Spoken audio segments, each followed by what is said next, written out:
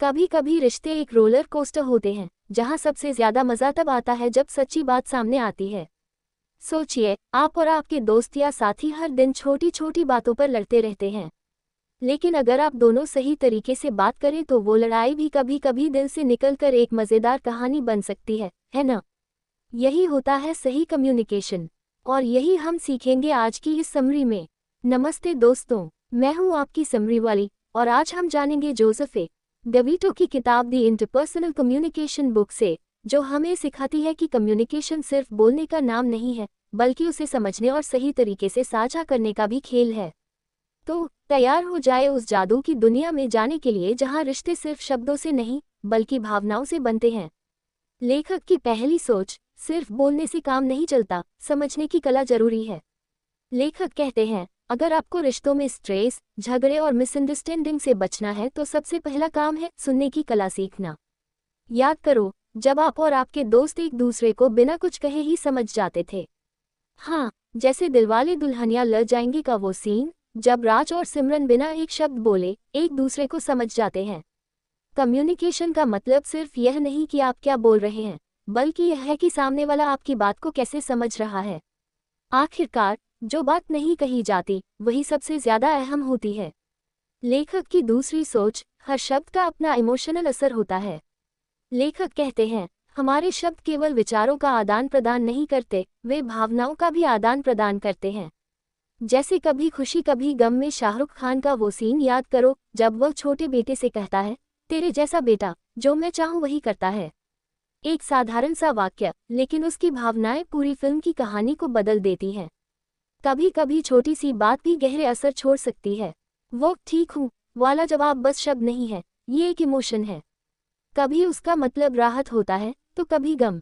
इसलिए शब्दों को समझना और उनका सही इस्तेमाल करना बहुत जरूरी है।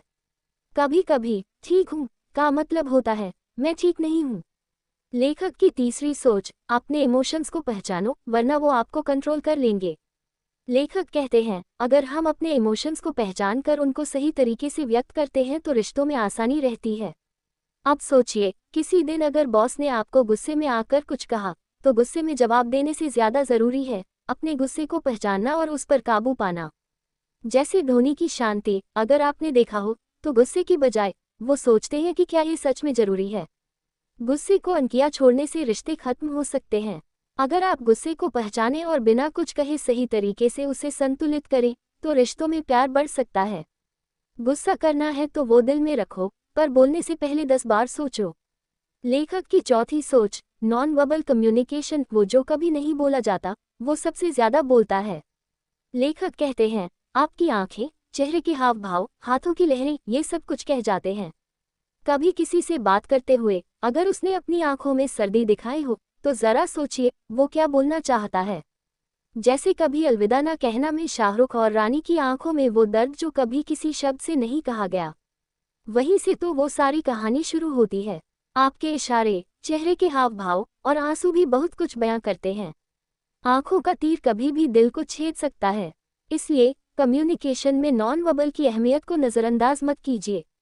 लेखक की पांचवी सोच, कम्युनिकेशन एक कला है और इसे सीखा जा सकता है। लेखक कहते हैं, कोई भी इंसान जन्म से अच्छा कम्युनिकेटर नहीं होता।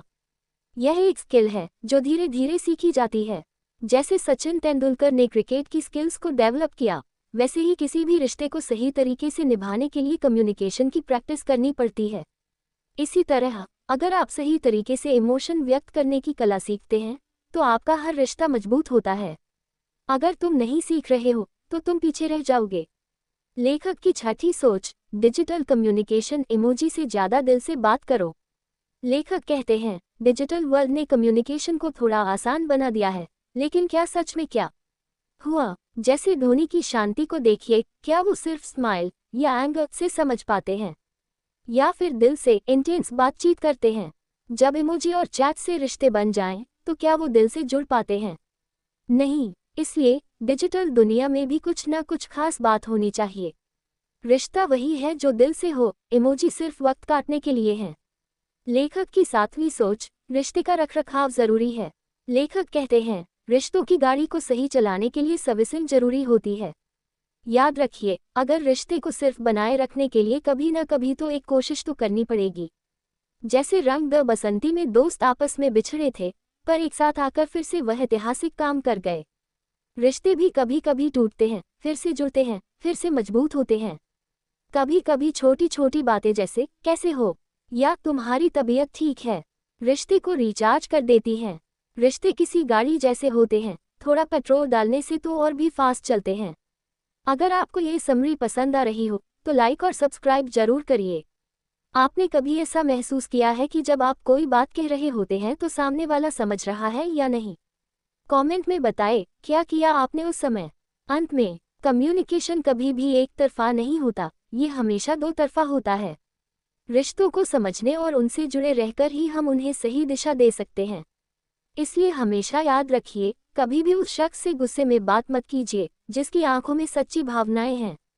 किताब का लिंक डिस्क्रिप्शन में है, पढ़िए ज़रूर। दिल से कह रही हूँ, ये किताब आपको कम्युनिकेशन की एक नई दिशा दिखाएगी।